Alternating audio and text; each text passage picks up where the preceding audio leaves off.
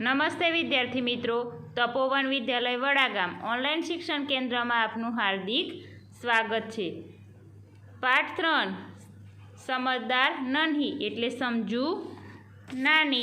અહીંયા આપેલું છે કે इस कहानी में इस व्यक्ति को किसी भी परिस्थिति में भलाई करने का अपना स्वभाव नहीं छोड़ना चाहिए। એટલે આ કહાનીમાં એટલે વાર્તામાં એવું આપ્યું છે કોઈપણ વ્યક્તિ કોઈપણ परिस्थिति होय तो एमां भलाई करवानी नो स्वभाव छोड़वो जोईए नहीं।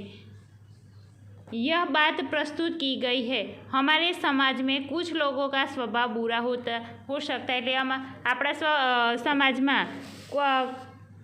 એવા એ લોકો હોય છે કે જે સ્વભાવમાં ખરાબ હોઈ શકે છે। लेकिन हमें अपना अच्छा स्वभाव नहीं छोड़ना चाहिए। परंतु આપણો સારો સ્વભાવ કોઈ દિવસ છોડવો જોઈએ નહીં। આ વાર્તામાં સમજू નાની વાર્તા પાઠ છે તો ચાલો આપણે હું તમને સમજાવું। नन्ही बतख तट पर आई तो उसने देखा कि एक बिच्छू दलदल में फंसा है। એટલે નાની બતક નદીના તટ પર આવી ત્યારે જોયું કે એક વીંછી કાદવમાં ફસાઈ ગયો છે। દલદલ એટલે કાદવ થાય અને बिच्छू એટલે વીંછી। बिच्छू ने नन्ही से प्रार्थना की, बहन मुझे बचा लो। नन्ही को उस पर दया आ गई। उसने बिच्छू को दलदल में से उठाकर सूखे स्थान पर रख दिया। तो વીંછીએ નાનીને વિનંતી કરી, બહેન મને બચાવી લે। નાનીને તેના પર દયા આવી ગઈ। તેણે વીંછીને કાદવમાંથી ઉપાડીને સૂકી જગ્યા પર મૂકી દીધો। बिच्छू को शैतानी सूझी એટલે વીંછીને ટીખટ सूझ्યું। उसने नन्ही को डंक मार दिया એટલે તેને નાનીને ડંખ માર્યો। नन्ही पीड़ा से तड़प उठी એટલે નાની વેદનાથી તડપવા लागी। उसने बिच्छू से पूछा, क्यों भाई तुमने मुझे डंक क्यों मारा? એટલે નાની એમ પૂછે છે તેને કે કેમ ભાઈ તે મને ડંખ શા માટે માર્યો? बिच्छू लापरवाही से बोला, क्या करूँ? એટલે પાછો વીંછી હોય છે એ બોલે છે બેદરકારીથી બોલે છે કે હું શું કરું? ડંક મારના મેરા સ્વભાવ હે એટલે ડંખ મારવો એ મારો સ્વભાવ છે।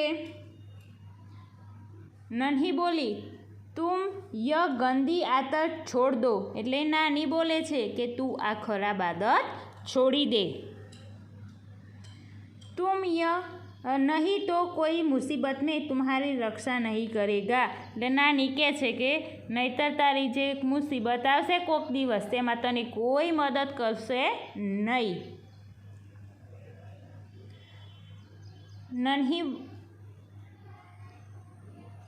नन्ही बोली बिच्छू उसकी बात अनसुनी कर आगे बढ़ा એટલે વીંછી તેની વાત સાંભળ્યા વગર આગળ જતો રહ્યો। नन्ही अपनी माँ के पास नदी में चली गई એટલે નાની પોતાની माँ पासे नदी में चाली गई। माँ ने पूछा, नन्ही बेटी तुम कहाँ रह गई थी? એટલે તેની માએ પૂછ્યું કે બેટા તું ક્યાં રોકાઈ ગઈ थी? तो नन्ही बोली, माँ एक बिच्छू दलदल में फंस गया था, उसे बचाने में देर हो गई। એટલે માને નાની કહે છે કે એક વીંછી કાદવમાં ફસાઈ ગયો હતો તેને બચાવવામાં થોડું મોડું થઈ ગયું। माँ खुश होकर बोली, बेटी यह तुमने बहुत अच्छा काम किया। એટલે माँ खुश થઈને બોલે છે કે બેટા આ તે ખૂબ સારું કામ કર્યું છે। नन्ही बोली, लेकिन बदले में उसने मुझे डंक मार दिया એટલે નાની બોલે છે परंतु बदलाમાં તેને डंक मारी दीधो। माँ बोली, बिच्छू अपनी गंदी आदत का गुलाम है એટલે माँ કહે છે કે વીંછી પોતાની ખરાબ આદતનો ગુલામ છે।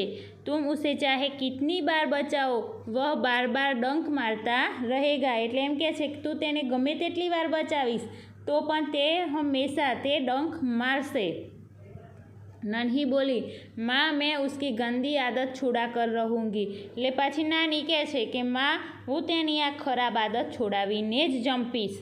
कुछ दिन बाद बिच्छू के प्राण पुनः संकट में पड़ गए। એટલે કેટલાક દિવસ પછી વીંછીના प्राण ફરીથી मुसीबतમાં मुकाई गया।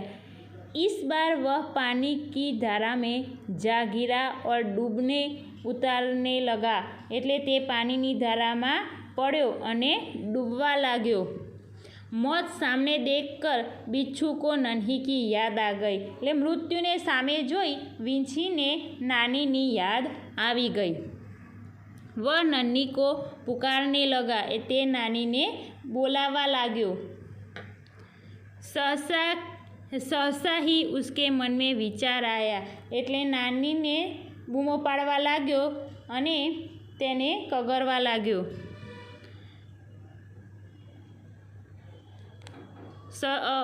अब मैं उसे गंदे स्वभाव वाले बिच्छू को नहीं बचाऊंगी। એટલે પાછી નાની શું કહે છે કે હું આ ગંદા સ્વભાવવાળાને હું ક્યારેય બચાવીશ નહીં। बिच्छू गिड़गिड़ाने लगा। એટલે વીંછી તેને બૂમો પાડવા લાગ્યો। બહન मुझ पर दया करो। એટલે બહેન મારા પર દયા કરો। नन्ही का मन डोल गया। એટલે નાનીનું મન ભરાઈ ગયું। उसने सोचा हो सकता है इसे अपनी गंदी आदत को छोड़ दी हो। એટલે એ પાછી વિચારે છે કે નાનીનું મન પીગળી જાય છે ને વિચારે છે કે વીંછીને કદાચ પોતાની ખરાબ આદત છોડી દીધી હશે। नन्ही ने बिच्छू को दोबारा जीवन दान दिया। એટલે નાનીએ વીંછીને બીજી વાર जीवन दान આપ્યું। बिच्छू अपने स्वभाव के अनुसार उसे डंक मारने के लिए आगे बढ़ा। तो पाछो વીંછી પોતાના સ્વભાવ પ્રમાણે તેને નાનીને ડંખ મારવા શું કરે છે? આગળ વધે છે। नन्ही उसका इरादा समझ गई। वह मुस्कुराकर बोली। એટલે નાની તેનો ઈરાદો સમજી ગઈ અને હસીને બોલી, બિચ્છુભાઈ ઠીક ક્યો ગયે? ડંક મારો। એટલે વીંછીભાઈ અટકી કેમ ગયા? ડંક મારો। નન્હી બોલી, ભલાઈ કરના મેરા સ્વભાવ હે। એટલે પેલો કહે છે કે ભલાઈ કરવાનું મારો, નાની બોલે છે કે ભલું કરવો એ મારો स्वभाव છે।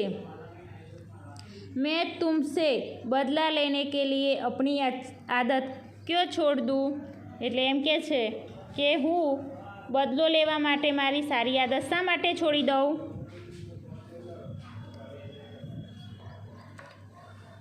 मेरा काम बचाना है।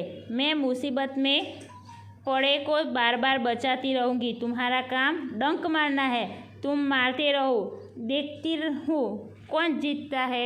એટલે કહે છે કે મારું કામ બચાવવાનું છે। હું મુસીબતને પડેલાને હંમેશા બચાવતી રહીશ। તારું કામ ડંક મારવાનું છે તો તું ડંક મારતો રહે। જોઉં છું કે કોણ જીતે છે।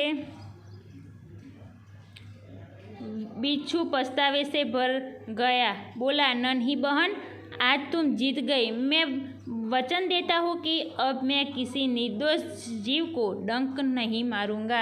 तो વીંછીને ખૂબ પસ્તાવો થાય છે અને તે બોલે છે કે નાની બેન આજે તમે જીતી ગયા। હું વચન આપું છું કે હવે હું કોઈ પણ નિર્દોષ પ્રાણીને ડંક નહીં મારું। नन्ही खुश होकर नदी में चल दी। એટલે નાની ખુશ થઈને નદીમાં ચાલી જાય છે। માને આજ ફીર પૂછા। એટલે માએ ફરીથી પૂછે છે। માને બેટી કહા દેર કર દી। એટલે બેટા કેમ મોડું થઈ ગયું? નન્હીને પૂરી ઘટના બતાવી। એટલે નાની પૂરી ઘટના બતાવે છે। કે છે माँ प्यार से बोली। એટલે મમ્મી પ્રેમથી બોલે છે। प्यारी समझदारी नन्ही। એટલે प्रिय समझू नानी। भले लोग अपनी बार बार की भलाई से इसी तरह बुरे लोगों को भला बनने की राह दिखाते हैं। એટલે ભલા માણસો પોતાની વારંવાર ભલાઈથી તે એ જ રીતે ખરાબ માણસોને ભલા બનાવવાનો માર્ગ बतावे छे। नन्ही प्रसन्न होकर थिरकने लगे એટલે નાની ખુશ થઈને ઝૂમી ઉઠે છે। તો આ વાર્તા પરથી આપણને શું બોધ મળે છે કે કોઈ દિવસ આપણી જે મદદ કરે એ વ્યક્તિને આપણે કોઈ દિવસ દગો દેવો જોઈએ નહીં, પરંતુ એને મદદ કરવી જોઈએ। તો વિદ્યાર્થી મિત્રો, તમારે આ વાર્તા પ્રમાણે તમારે સ્વાધ્યાય લખવાનું રહેશે। Thank you.